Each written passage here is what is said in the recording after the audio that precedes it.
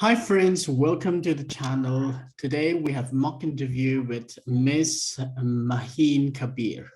I hope you're going to learn a lot from this interview, and we are going to demonstrate the actual interview process that's happening this year through the Chevening Scholarship Program. If I would have time at the end of this mock interview, because I have other mock interviews, I will give you comments and feedback.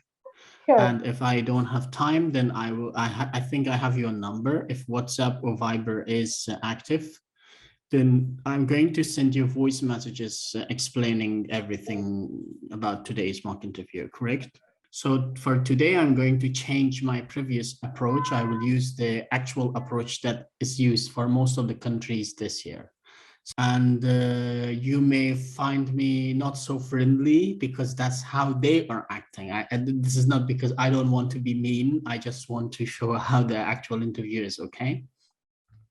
So be prepared for that. Okay, definitely. So, okay, Ms. Maheen, can you please start by introducing yourself, please? Okay, good afternoon, and thank you for having me here today. So I'm Dr. Maheen Kabir, and currently I'm working as a registrar in US Bangla Medical College and Hospital, where I serve. My key responsibilities here mainly are to teach the clinical classes of 3rd to 5th year medical students, as well as of supervision of indoor patient management. And sometimes I have to maintain the emergency on call. I have graduated from Dhaka Medical College and Hospital in the year 2016, and after completing my internship in 2017, I started my career as a medical officer at Kingston Hospital, Dhaka. And then I started preparing for my post-graduation entrance examination, which I cleared in 2018. And apart from my professional and academic background, I am also a member of Bangladesh Society of Medicine since 2018. And I have also been associated with the Shantani, which is a voluntary organization founded and run by medical students all over the country from 2011. And I have also been working with a voluntary organization called Kukumuni Foundation from 2020. Excellent. That's very good. Ms. Kabir, as I see, you have had leadership and networking skills through these careers and career opportunities that you had. Can you please explain the difference between a leader and a manager? And what does it mean to be a good leader or a good manager? Okay, so to me, a leader doesn't mean that just only to lead a group of people and be their boss and get the work done in every possible manner, which I think a manager is bound to, or he's have to do in some kind. That a leader should be honest and bear the fair attitude. Where in case of being a manager, I think a manager should also possess these qualities, but to be but to lead and to manage are two different aspects, because a manager can manage anything, or he might even not be able to manage, but I think a leader should have the ability to manage in every possible manner, whether it is being accepted by all of his team members, or even if he face opposition. But I think he should manage this opposition by his using his leadership skill, as well as using some of his networking skills in this regard, and get the work done in an appropriate manner. The question is now, you explained already what a leader and a manager mean. Can you say by just one word, key characteristic of a leader and a manager? Okay, I believe the key characteristics of a leader should be his problem-solving skill as well as his decision-making skills. And in case of a manager, I think he should he should be witty at first, because he should use he should act wisely according to the situation, that he should do what the situation demands. Excellent. Do you have leadership skills? Yes, I do. Okay, can you please provide an example where you helped someone to overcome his or her problems? Okay, so as I have mentioned, I basically have two roles in my hospital. One is the academic role, as well as one is the clinical role. So if I talk about the academic role, my medical college is a private organization, and after joining here, I have successfully arranged the final professional examination of the final year students, which is held for the first time in our medical college. And being a private organization, the students actually faced some sort of difficulties, because this is a practical examinations, and the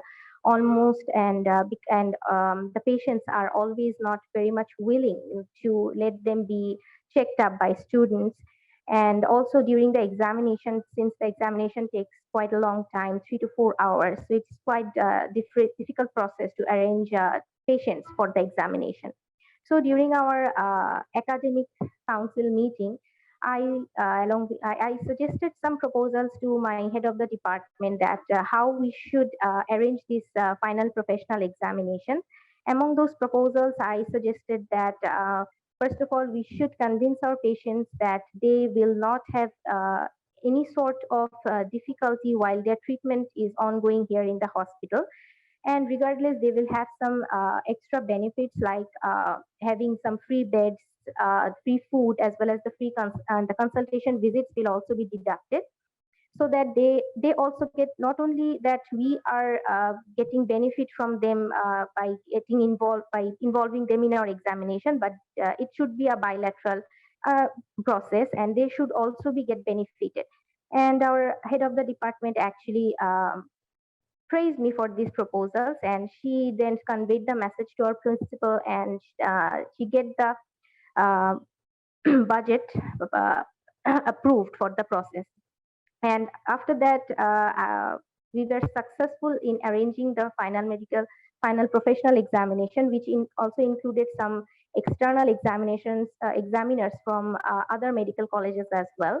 And they were also quite impressed by the patients that we have arranged. Those were actually some clinical cases needed for the final year students.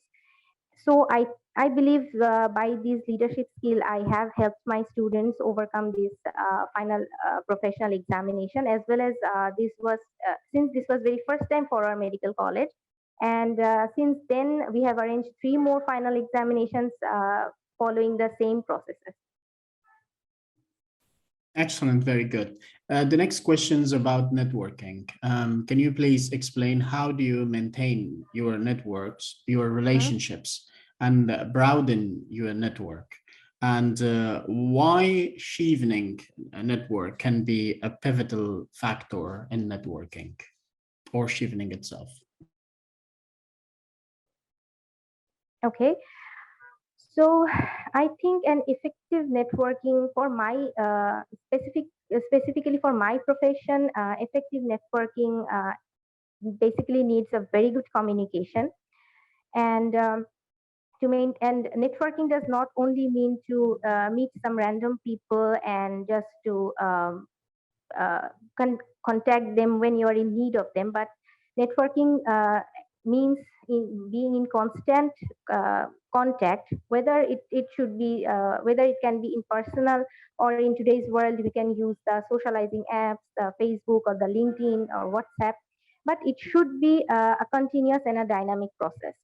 Since talking about my networking skills, as I have earlier mentioned, that communication is a vital part of my profession.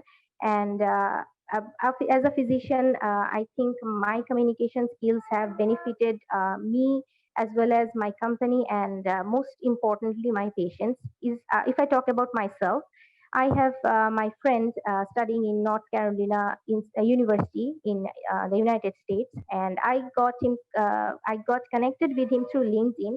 And since he was pursuing his master's in public health, he was a very experienced person in case of publications. And at that time, I was quite an amateur, and I needed really help in case of the research work. So I got connected with him as well as some other students from the same university, and with the help of them, I learned some new things about publication, and I got my first publication done with the help of them.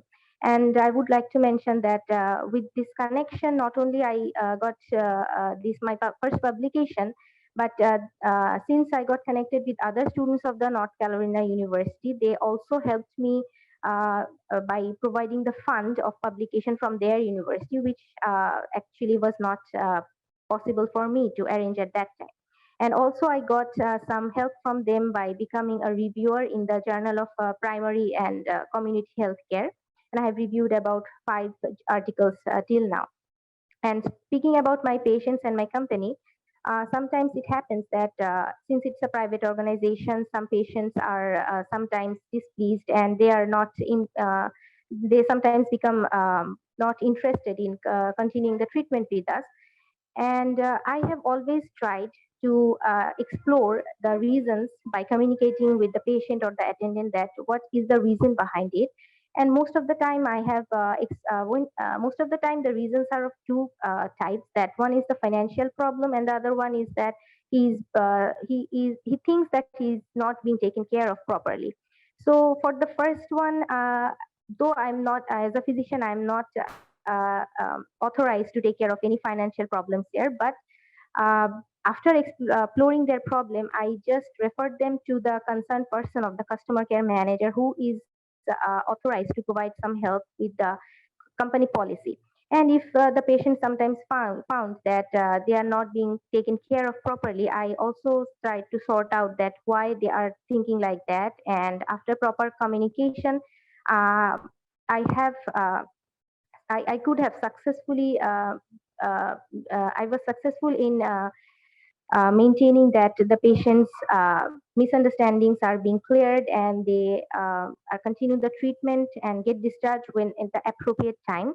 And thus, I think with the proper communication and active listening skills, I have helped the patient to get the proper treatment, as well as the company also got benefited that financially, and about also that it maintained its reputation that it's not behaving unprofessionally with its patients. Okay, thank you very much. So now we are going to your educational plan. So explain and how and why did you choose your first, your second, and your third universities or courses in the United Kingdom, and what are they? Okay, so my first choice is University of Aberdeen, and I want to pursue masters in cardiovascular science and diabetes there.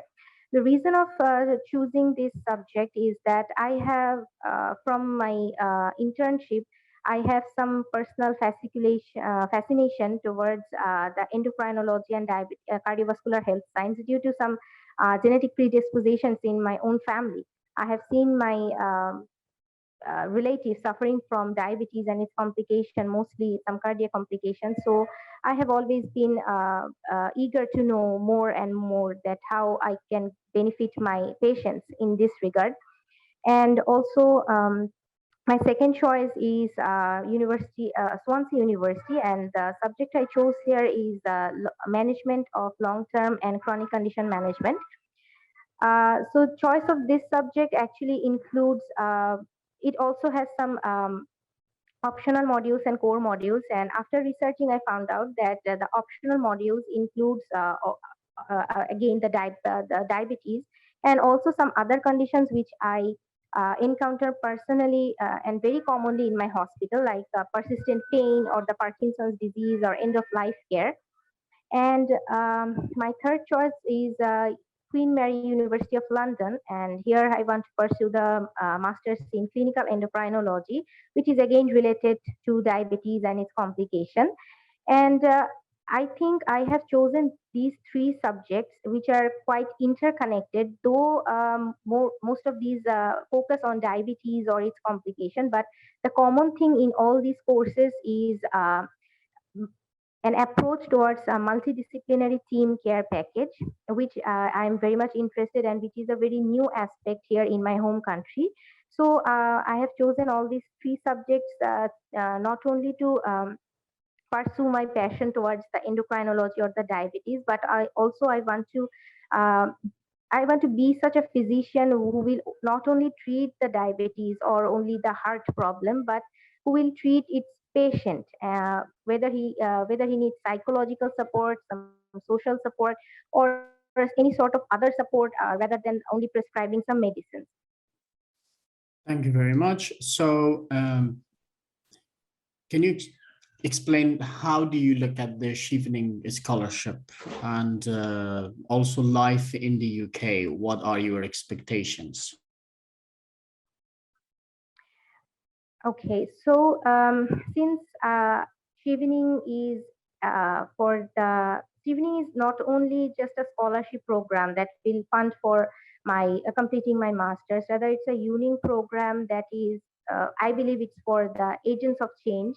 And with the help of Chevening, I think the leadership and networking skills, which I already possess, I think with the help of Chevening, I can nourish them, and I can also enhance them by possessing other skills of leadership and networking, which I may not have right at the moment. And Chevening is the best program for that, because Chevening helps. Chevening has a fast alumni network, and it helps us to always remain in contact, whether it's through the LinkedIn or the Facebook group, or and Chevening itself arranges regular workshops, journals, and of course the very prestigious Chevening Conference and the Chevening Summit, which is an annual, and where we can get the opportunity to represent our home country and be acquainted with other scholars of other disciplines, and also we can just explore their research papers, and to know that what challenges they are facing in their respected discipline, and how they are overcoming them. And with that help, we can also think that whether they are how they are overcoming their challenges, whether it is suitable for our own home country, and whether my home country can get benefited through this network or this skills thing. And life in the UK, I think I have always been attracted toward higher education in the United Kingdom, since according to the US News Report 2021, it is the second best country for higher education. And the standard of the education is controlled by the Quality Assurance Agency. And so the government ensures that the students are receiving the best of all, best standard of education there. So life in UK, I just don't look about just pursuing my master's, studying there, and coming back. But rather, with the help of Chevening, I would like to get involved in some voluntary works, which will help me to meet local people, as well as Chevening scholars, and know more about the cultures and values of different countries of the world. Thank you. That's very good to know that what you are looking and admiring in the UK. Would you like to what else would you like to do beside your masters? You want to participate in any internship, or you want to work or something during your time or your summer breaks while you are in the UK? Yes, definitely. Since the Chevening itself gives so much opportunities to participate in workshops and journals and events, and also it might happen that I may also apply for a Chevening fund to arrange my event by myself, where I can invite some Chevening scholars and also the alumni, from where I can get to learn more about their struggles and how they have landed up to Chevening up to this now. And regarding the internship, I'm very much interested in getting some internship with um, local hospitals or the NHS trust, because since I'm a physician, only theoretical knowledge will not be very much helpful for me. And so I would really like to learn see what I'm learning through my master's course. Although my master's courses offer some clinical observership at the respected hospitals where they will demonstrate practically what we are learning. But I think I would definitely like to apply for some other internship during the summer breaks where I can get my demonstrations in a continuous process, so there is no break. And as I have mentioned that I would like to work with the multidisciplinary care team in future. So this will be best opportunity for me to get involved in the internship and to look at closely how the multidisciplinary teams there are formed and how they are working and treating patients, and what are the drawbacks of forming or maintaining the multidisciplinary team, so that I can think about it. And also I should have made at that time I should have made some of my plans upon returning my home country, so that I don't face those problems here.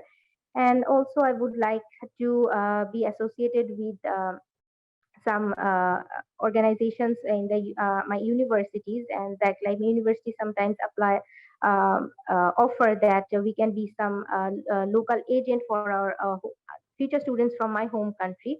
So I would like to be associated with it as well, so that future students from my country get help through me.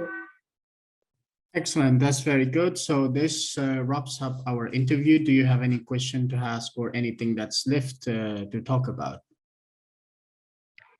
Yes, definitely. I would like to know, since as a common person, what drawbacks do you see in your healthcare delivery system at the United Kingdom, or is there anything that you want to change in your health system?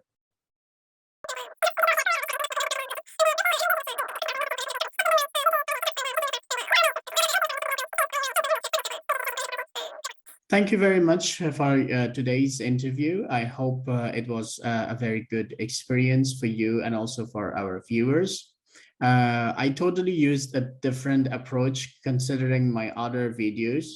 And the reason is for you and for the viewers. Sometimes you have to expect the unexpected, correct?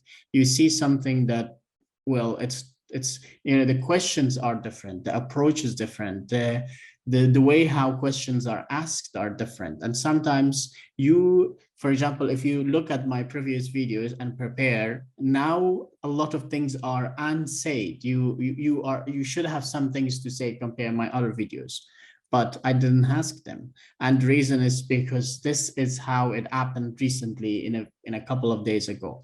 Maybe you will not have the same panel in your country compared to someone else from another part of the world. And maybe there will be another team. The panel might be friendly or unfriendly, or mean or serious or sad.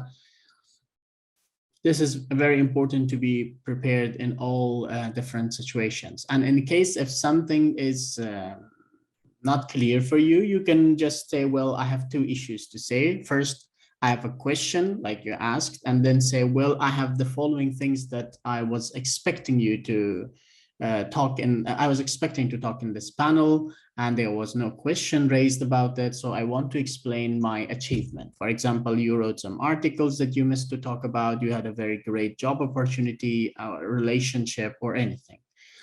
So this is yeah, very important to explain what you really want to say. So we would like to end our interview here.